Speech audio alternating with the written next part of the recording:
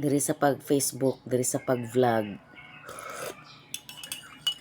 diri sa paghimo content sa mga reels nato, usahay makakapoy, usahay pod makalipay, minsan masaya, minsan malungkot.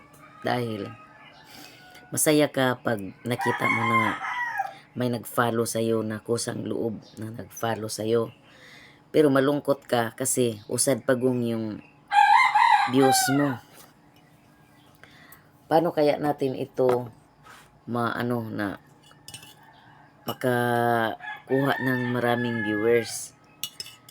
Minsan din makapagsabi ka sa sarili mo na bakit ganun, na supportive ka naman sa lahat ng dumadaan sa wall mo. Wala ka mang pinapalampas, pinanood mo. Tapos, nag-engage ka ng tama.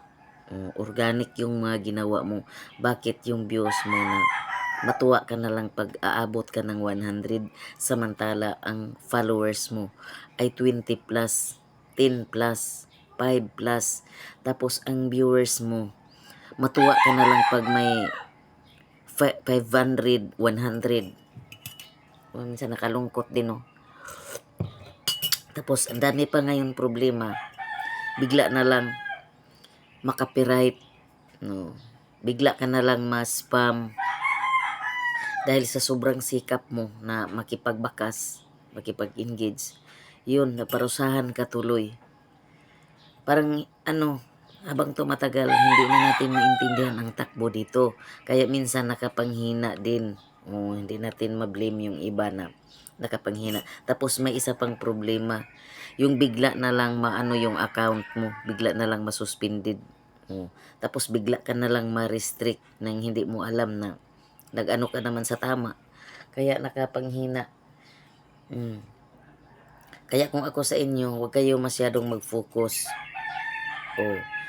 Hindi naman na sinasabi ko na titigil kayo, pero huwag niyong dalasan kasi sa sobrang sipag natin dito, maparusahan din tayo.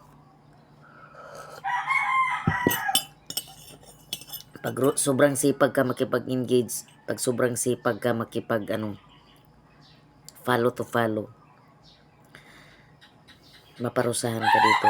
Kaya kung ako sa inyo ay 50-50 lang. Kung sa anong makaya lang ninyo, huwag niyong pilitin ang mga sarili ninyo na gumawa talaga ng content, makipag-engage talaga.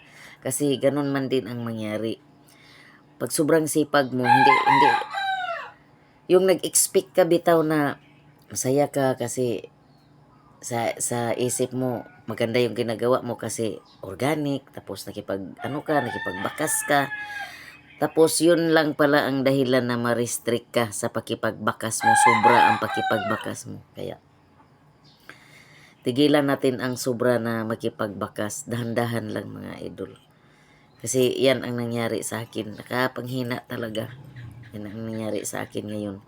Sa sobrang sipag ko, sobrang pakipagbakas ko, sobrang pag-engage ko, reply, yan na spam, ang nagka-issue ang profile ko. Kaya dandahan lang tayo dito, i-enjoy lang natin dito yung lang. Hindi tayo muna mag-isip ng kung ano-ano. Basta ang sa atin nakapag-upload lang tayo. So hanggang dito lang ang ma-share ko. Thank you for watching and God bless us all. Bye.